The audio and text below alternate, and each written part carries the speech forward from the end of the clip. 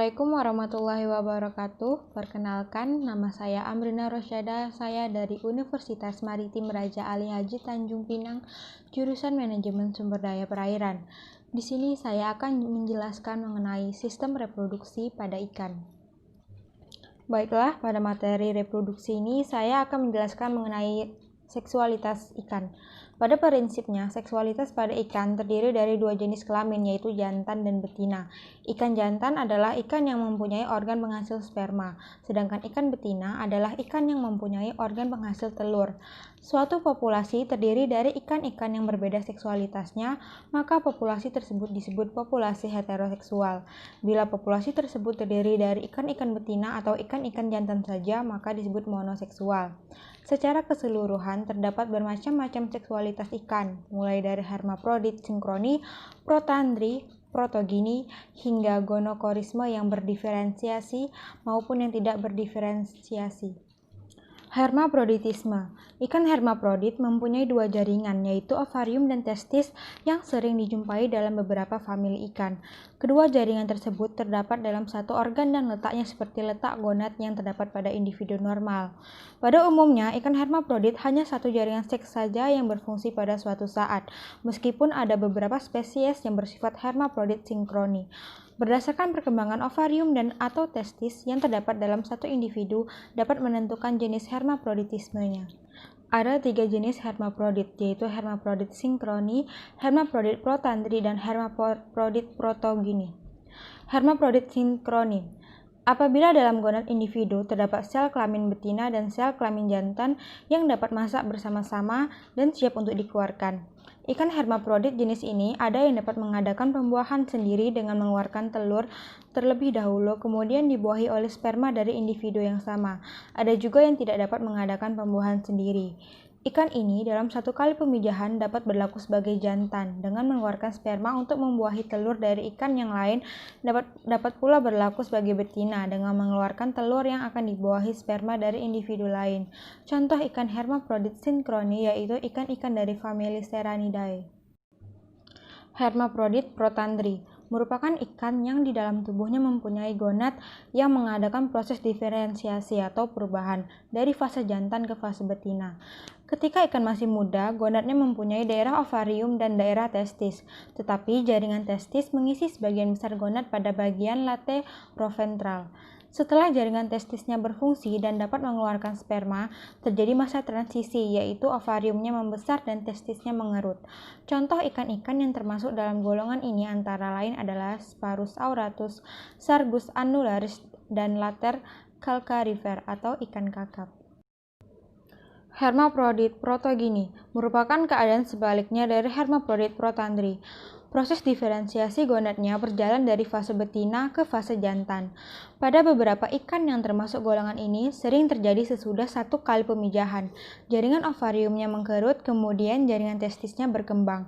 Salah satu spesies ikan di Indonesia yang sudah dikenal termasuk ke dalam golongan hermaprodit protogini ialah ikan belut sawah. Ikan ini memulai siklus reproduksinya sebagai ikan betina yang berfungsi, kemudian berubah menjadi ikan jantan.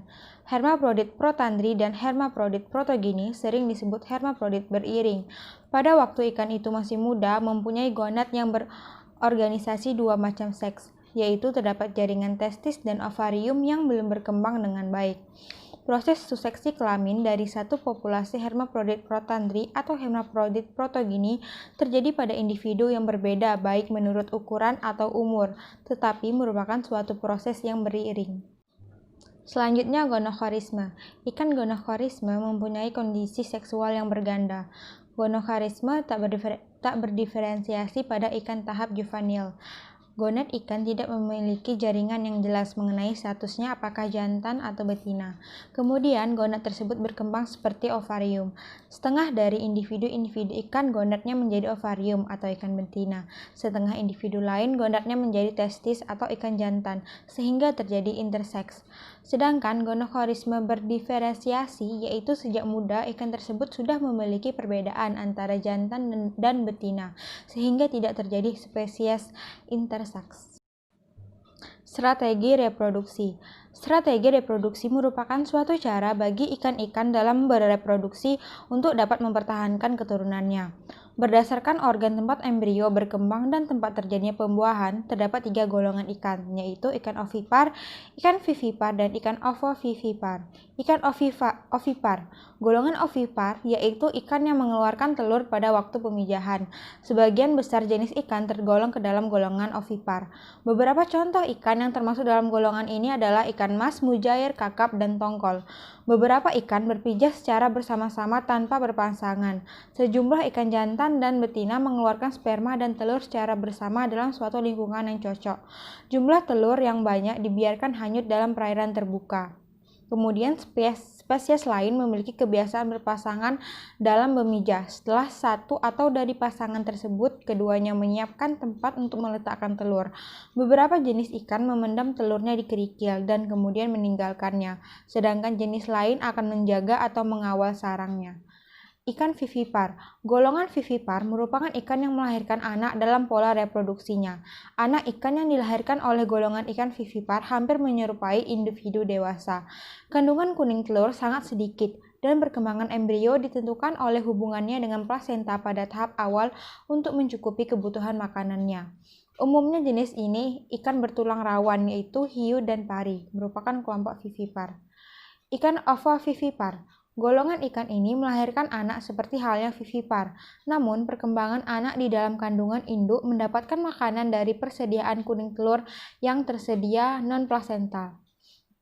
Dalam perkembangan yang demikian, anak mendapat keperluan material untuk pertumbuhannya dari induk melalui penyerapan zat-zat yang dikeluarkan oleh uterus. Zat tersebut disebut susu uterin atau embryotrofe. Spesies ikan ovovivipar jumlahnya jauh lebih banyak daripada ikan vivipar. Ikan bertulang rawan yang tergolong ke dalam ovivipar memiliki masa mengandung yang berbeda-beda. Ikan Meliobastis bovia masa mengandungnya 4 bulan, Urolopus haleria 3 bulan, dan Squalus acanthias 2 bulan. Sekian penjelasan materi dari saya mengenai reproduksi ikan. Semoga bermanfaat dan jangan lupa di like videonya.